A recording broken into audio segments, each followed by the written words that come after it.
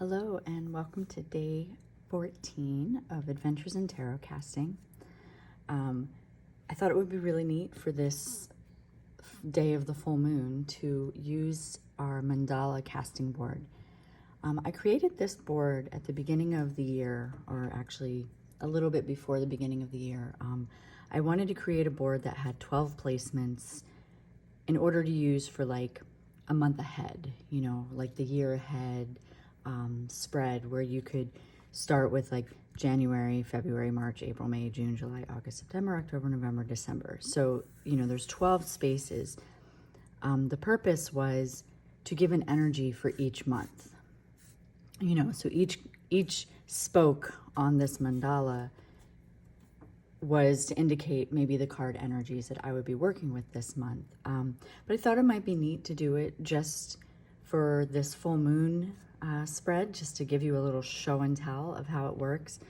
Maybe something to think about with this cycle, right? So there's a circular middle, obviously, and that is for any of our round oracle cards. And since it is the full moon, I am using the Spirit de la Lune oracle deck, which is a moon-based oracle, and it has, you know, this is a little smaller than my central focus, but it kind of shows you that this is going to be what's the center, right? So it fits right in there. And when I come to this kind of board and I think about, okay, if this is for the full moon, then maybe we could be using it as like what to expect this over the next 30 days, what to expect over this next cycle, what to, you know, it kind of gives you that central focus that everything else is going to radiate out from. And then there, as you can tell, there are tiny tile placements. This board was created specifically for the tiny tiles, but you could, you know, if you don't have a board like this and you feel called to do this level of layering, clear off a giant table and just do it with your cards. Maybe you don't pick 12, maybe you only pick 8, or, you know, go with what you feel. Maybe you want to do like a week ahead and you're only going to do 7, you know, like the whole idea is to bring in the energy of that mandala. So, so like I said, we have that center focus, and since today is the full moon, I am using that as our central focus. And we know about full moons, we know it's a cycle of completion. A lot of times, depending on how you work with moon energy, I am not very disciplined in my practice when, you know, I'm not planning for the moon. I'm not doing any of that. I'm very much like, oh, today's a full moon. Maybe I should do something with it. For me, the full moon is about fulfillment. This does say fulfillment on the card. It's about what we want to release in this next cycle, like letting go in order to clear the slate for things that we're going to be planting on the new moon cycle, right? Like those new ideas. So this today, we can honor the things that have already come to pass. You know, just kind of like, what do we feel full of, right? So for the sake of this, I am going to do Lenormand tiles first, and we're going to do them in a line. Am I going to do that first? Yeah, I am. So what I'm going to do is just going to lay these down, and it starts to give you like a little narrative. And so the way I do this, especially with this full moon, since it's about what we're letting go of, what, you know, what are we releasing, the tiles are going to kind of speak to that. And so let's see, the first one we have tree, and that talks about, you know, our growth, our branching out. So in this cycle, like maybe we've seen a lot of growth over the last 30 days. And then we have house. And so the house talks about, you know, areas of that growth, like maybe within our own comfort zones, we've grown a lot. And so this purpose of this, so then we got mountain, is to, I'm going to lay them all down and then I'm going to talk about it in a chain, right? It's just a lot easier than me trying to keep doing it like that. So then we got cross. And I do get to a point, like when I get to this halfway point, I like to stork. I like to flip it because, again, aesthetically, I don't like upside downs. But you could absolutely lay it however you want. And we have whip, stars,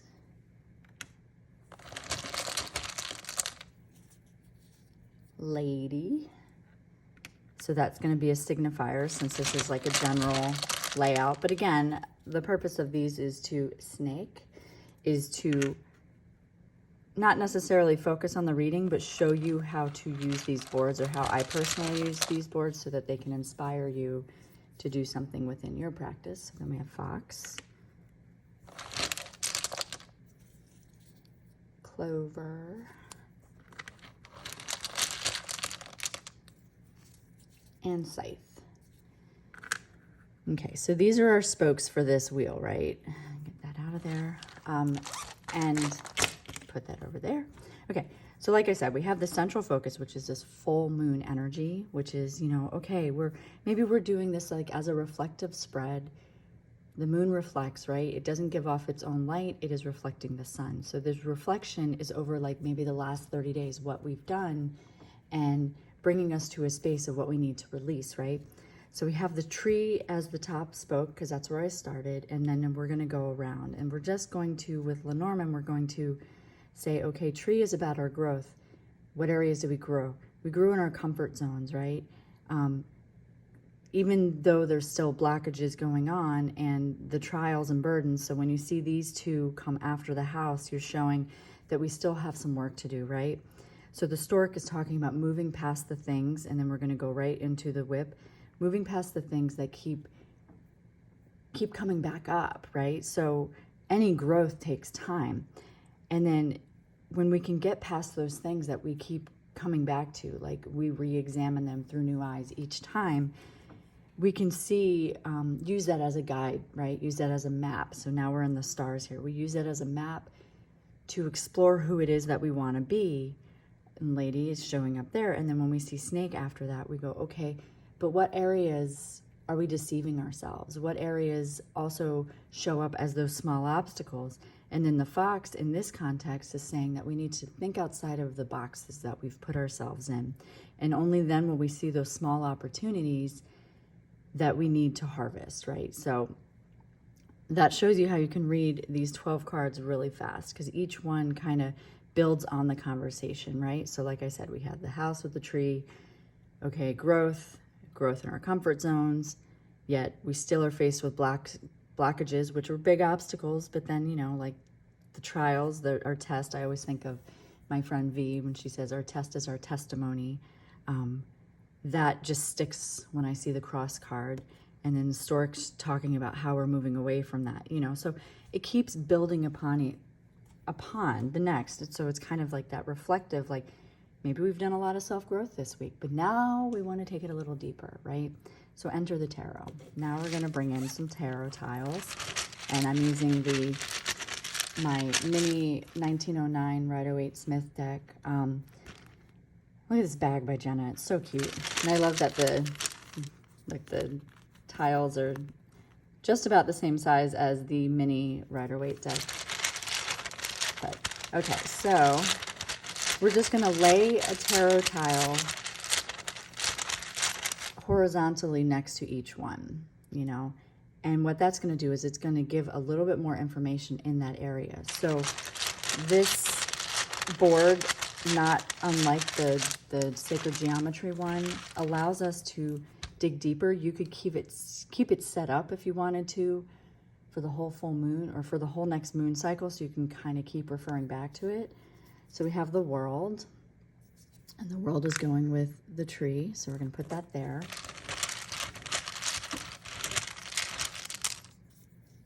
Eight of Pentacles.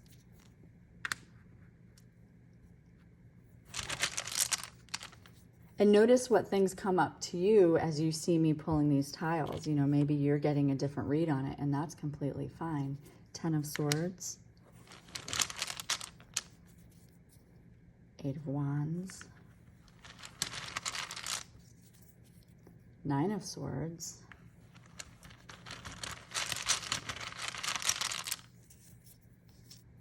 Queen of Wands.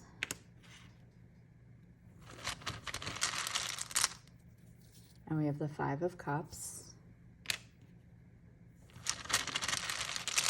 And as you see, I flipped the rotation of it so that they'll be going upright this way. Six of Wands.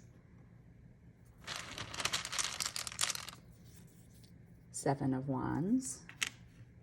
I love with the tiles how we'll get sequential cards, because as you can see in this bag, I don't know if you can see it, they're not in order. Really, really definitely nods to the fact of how tarot, it can be out of order, but just what we need to see, right? The Emperor. Seven of Pentacles. And one more. And we got the Seven of Cups. So now when we approach the spokes, you know, and you could definitely do this all at once and you could lay them all out there and, you know, go from there and just kind of see it. But I'm showing you in this aspect so that you're not overwhelmed with the first, like just clicking on this video and seeing all of these tiles, you know. So now we've got 24 tiles and around the central card. So if we start at that growth point again, you know, reflecting on what it is that has happened for us this past month, and I say for us because each person's journey is their own, right? So this cycle, we can look back and see what we're grateful to be releasing, perhaps what we've overcome, you know. So we've already talked about how this has been about our growth, right? So the world comes in and says, okay, so this is also paired with tree. You've got growth on a monumental level. Like this has been a huge cycle perhaps that we've completed, you know, in avenues of maybe claiming our boundaries, claiming, you know, stepping into a new phase in your own life, you know, that's growth, right?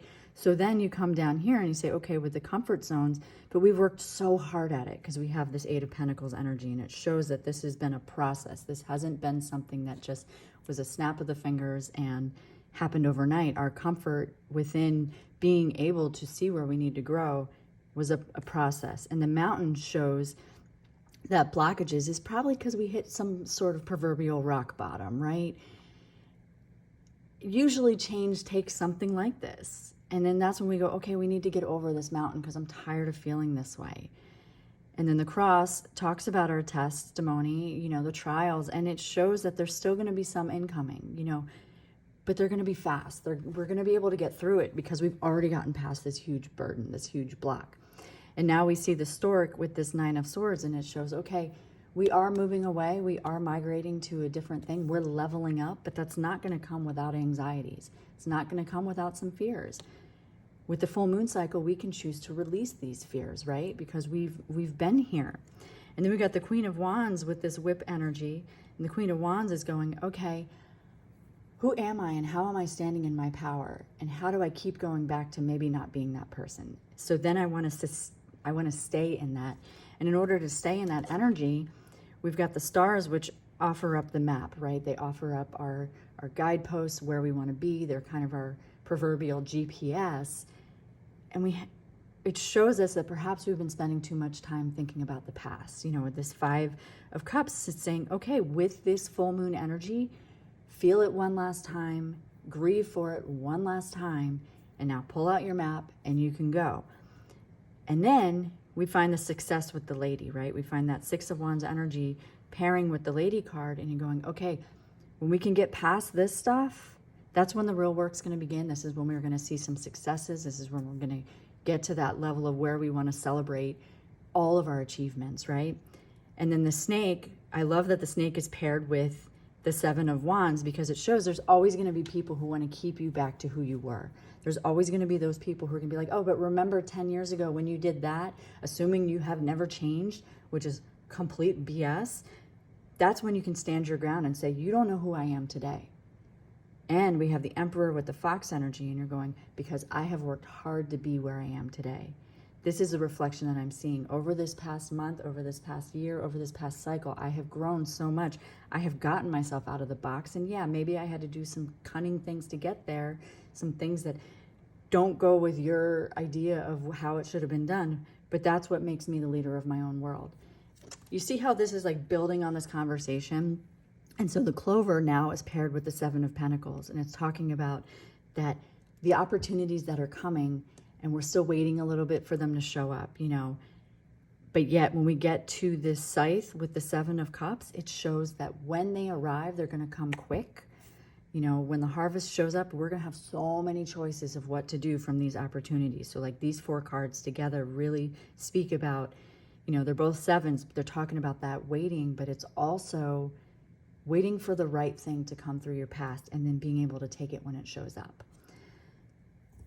That's a lot to reflect upon, right? That's a lot to think about this past month. And maybe it's not just this one full moon cycle. Maybe it's just reflecting on how far you've come. And now on this day of a full moon, you're going, wow, look at all I've done. So I also have, I mean, you could be like, you know what, this is great, I'm done. I like to use all the tools. I know I've said this before, and I mean, I made spaces for them. So I have my little portals, and the portals we're going to put in the circles here. And like I said, they kind of give us a spoke, right? Spoke for this wheel. And this is why this is a good one for the year ahead, because you could say, okay, January, this is what I'm focusing on. February, this is what I'm focusing on. You know, even though it's one giant snapshot, you know, do your spread, take a picture, and then keep referring back to it. You know, that's what I did for my digital journal, is I did that, and each month I have, okay, I have these 3 cards as my theme for the month, you know. So with the portals, they're just going to add another layer to each one of these things, and perhaps a guidepost, and perhaps some sort of energy that you need to harness when you're thinking about, so we have bat, when you're reflecting on that. And again, I'm just going to put these out. Skunk. And I'm going to show you how they read with all 3. So it's kind of like you keep going in a round robin, right? Chipmunk, woodpecker, shark, whale, bees, red panda,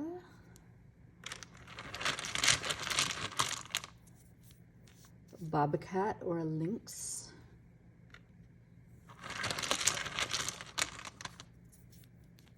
cicada. Oh my gosh, this time last year the cicadas were screaming. It was so loud you couldn't even hear yourself talk outside. Opossum. And last one, bear. All right. So aesthetically, this pleases my eyes so much that I just am probably going to take a snapshot and put it in my digital journal and talk about this video some more on my own reflective spread. Because of course, when I do these for you, they're also for me. I do listen to them. I listen, and I try not to judge myself, but you know, it's part of the process, right? So now we have all this animal energy, and when you bring it in here, instead of it getting too big, instead of you're like, oh my gosh, all the things bats are, I just look at it in line with this, and I say, okay, the growth was big. It was a completion of a cycle because we trusted our instincts. It wasn't just what we saw with our eyes. It was how we heard things. It was how we felt. It was a full body, you know, radar. So that's when I look at it and go, okay, this was absolutely an instinctual change. This was something, I love that the full moon's up in here too. This was something that needed to happen. Then we got the skunk, and we talk about the comforts and how we worked really hard at it. And it's, to me, it's about our boundaries. You know, it's about the reputation that precedes us.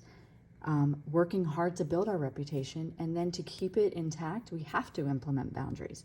And then we got chipmunk, that reminds us when we hit rock bottom, when we get to this point of just not wanting to, like when we feel immovable, the chipmunk is showing up to say, hey, yeah, that could be, but you can still find the tiniest bit of joy, the tiniest bit of playfulness in that moment.